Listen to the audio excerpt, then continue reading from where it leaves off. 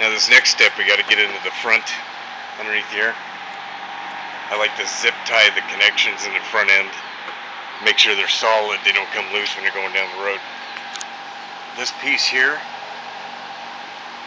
has to come off, and you have to be fairly violent with it.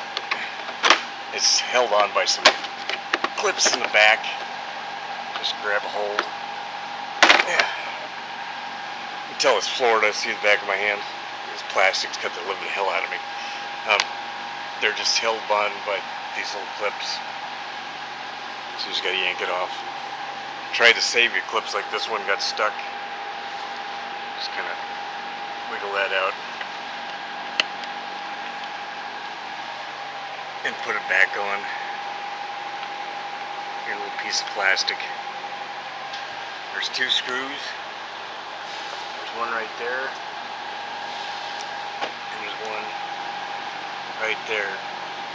And then you got these 2 on either side of the cowl. Move all that and then the whole face comes off.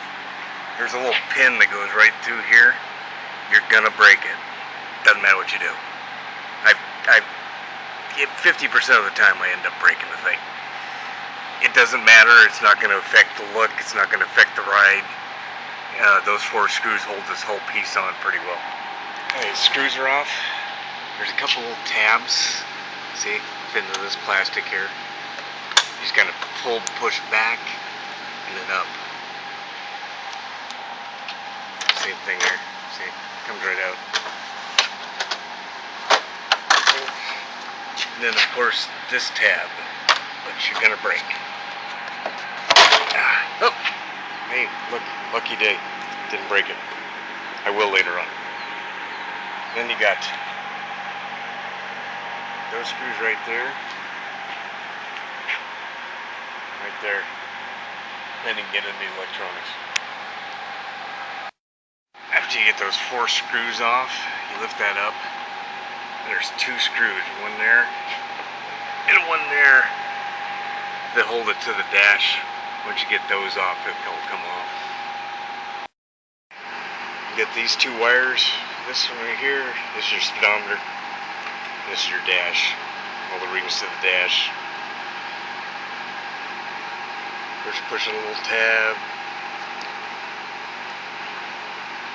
Pull them apart.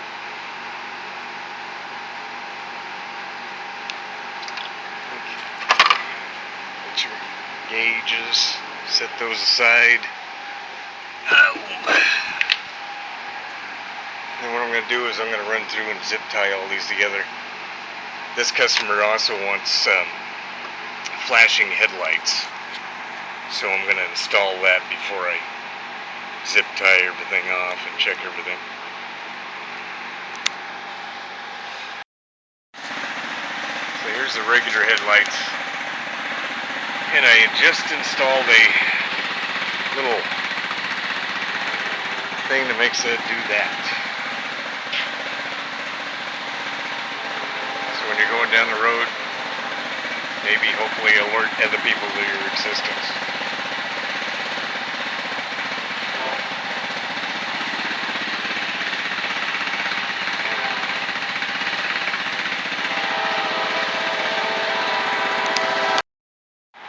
Of course, after checking all the connections, just wrap a zip tie around them.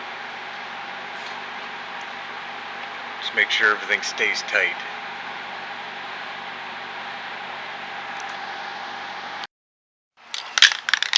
Yeah, here's another tip. This windshield, especially at the bottom here, when you attach it, it collects dirt right around this area. And it's just a pain to take the windshield off and put it back on. So what I do, cheap stuff, black paint, just kind of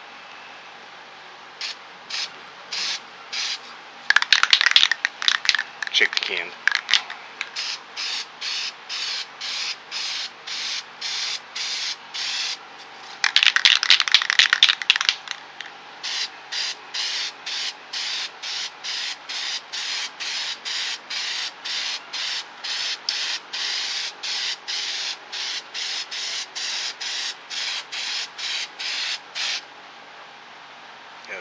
giving it a light on the black. They already do this to regular motorcycle windshields, scooters, whatnot. Don't go past the hole here, not too far. Seems to be a good rule of thumb. Looks good on the bike too.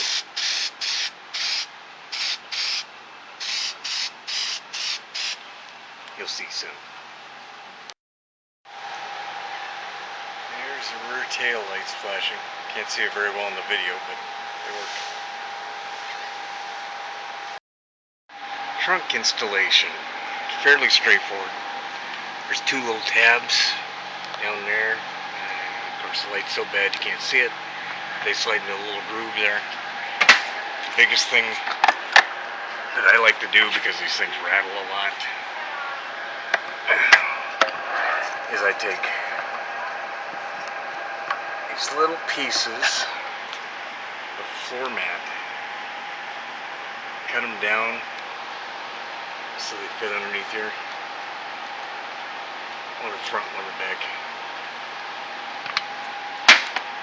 And then clamp it down. That would keep it from rattling.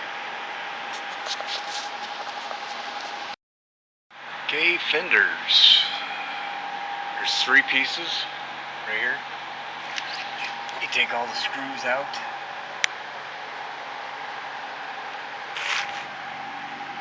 Oops, wrong way in there. Oop. Make sure all these things are attached. Big hole in front, nut on the back. And of course again, Loctite. Your friend, Loctite every screw. Well, the other thing I'm going to do is change out the spark plugs. These iridium plugs. At bikes I can't get started sometimes because of other reasons. Too much fuel, I can't get the carb set right. These things start right up. So I always change out the plug, put in a good plug.